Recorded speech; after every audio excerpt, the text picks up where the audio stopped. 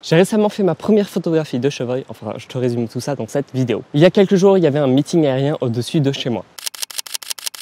Pour l'occasion, j'avais emprunté un doubleur de focale à un voisin pour pouvoir monter mon 70-200 f2.8 sur un doubleur de focale pour avoir une optique réactive, une optique polyvalente, une optique de super bonne qualité. Ce qui faisait que j'obtenais à peu près ce setup, un setup un petit peu bizarre et où j'étais pas vraiment convaincu par les performances en autofocus et les performances en piqué. Bon, si tu as regardé la dernière vidéo où je te parle justement de ce setup, tu es déjà un petit peu spoilé sur la conclusion de cette vidéo. Mais aujourd'hui, je vais te raconter l'histoire de cette photo.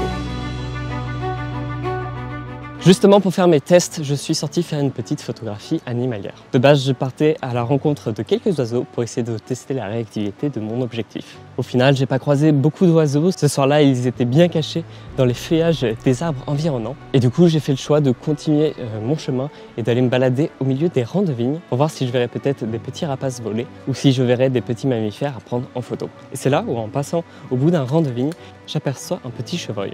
Alors je m'arrête, je l'observe, il m'a bien entendu vu, mais ne fuit pas, voyant que je ne suis pas hostile.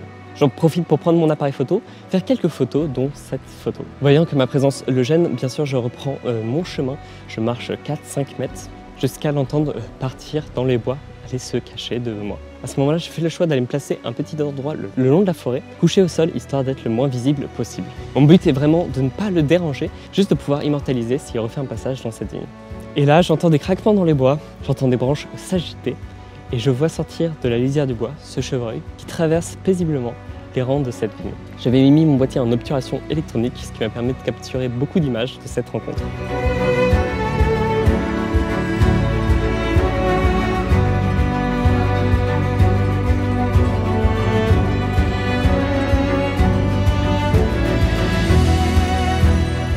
Mais bon, avant de finir cette vidéo, je vais vous laisser sur le moi du passé qui filme avec son téléphone quelques ressentis sur cette rencontre. Bon, je suis juste passé au bord d'un bois. Je viens de voir un chevreuil qui est passé. Et je suis en train de tester un petit setup 70-200 avec un doubleur de focale. Il était juste là. Il est parti dans les bois sur le côté qui sont là.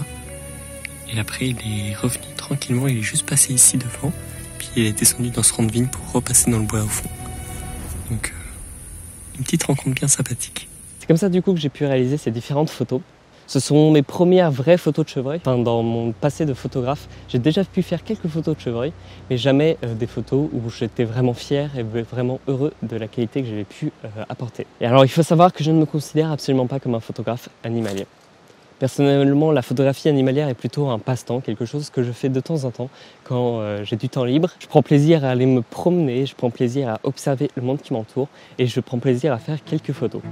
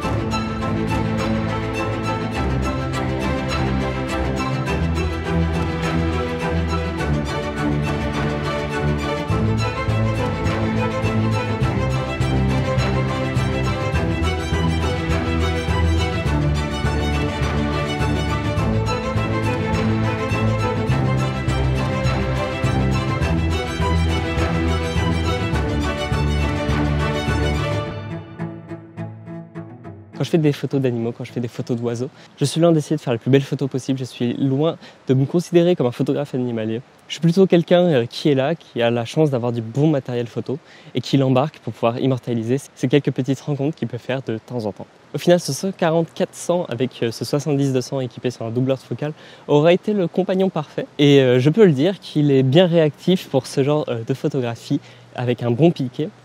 et qu'un 400 mm ça peut déjà très bien suffire. C'est vrai que moi qui suis habitué à mon 600 mm, j'ai l'habitude d'être un petit peu plus serré, mais le 600 mm est bien moins réactif et bien plus encombrant, ce qui me permet d'être beaucoup moins bien mobile et d'être beaucoup moins à l'aise sur le terrain. Par contre, le gros avantage du 60-600 par rapport au 140-400, c'est sa polyvalence entre ce 60 mm qui est vraiment très large et ce 600 mm qui est vraiment très serré. Mais bon voilà, c'est comme ça qu'on conclut cette petite vidéo, cette petite histoire de ma première rencontre avec un chevreuil, cette première photo de chevreuil. J'espère que cette vidéo vous aura plu, j'espère que ce concept un petit peu plus posé où je vous raconte une histoire d'une photo vous aura intéressé. Moi je vous dis à très bientôt pour une prochaine vidéo, une prochaine balade photo. Allez, ciao ciao.